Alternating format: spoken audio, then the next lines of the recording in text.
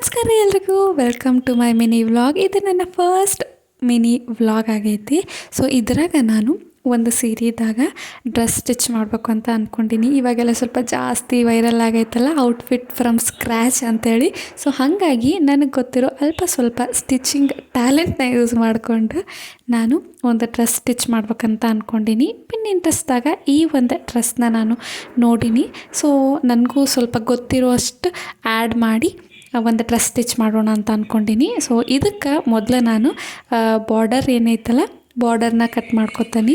ಅದಾದ್ಮ್ಯಾಗ ಎರಡೂ side ಬಾರ್ಡರ್ನ cut ಮಾಡಿದ ಆದ್ಮ್ಯಾಗ ನಾನು ಸ್ವಲ್ಪ ಪಲ್ಲು ಸೈಡಲ್ಲಿ ಹಿಂಗೆ ಈ ಕಲರಿಂದ ಡಿಫ್ರೆಂಟ್ ಕಲರಿಂದ ಪಟ್ಟಿ ಇತ್ತು. ಸೊ ಅದನ್ನು ನಾನು ಕಟ್ ಮಾಡ್ಕೊತೀನಿ. ಈ ಡ್ರೆಸ್ಸಿಂದು ಫೈನಲ್ ಔಟ್ಪುಟ್ ಹೆಂಗೆ ಬರ್ತೈತಿ ಅಂತ ನೋಡ್ಬೇಕಂದ್ರೆ ಪ್ಲೀಸ್ ಚಾನಲ್ನ ಸಬ್ಸ್ಕ್ರೈಬ್ ಮಾಡೋದು ಮಾತ್ರ ಮರೆಯೋಕೆ ಹೋಗ್ಬೇಡ್ರಿ.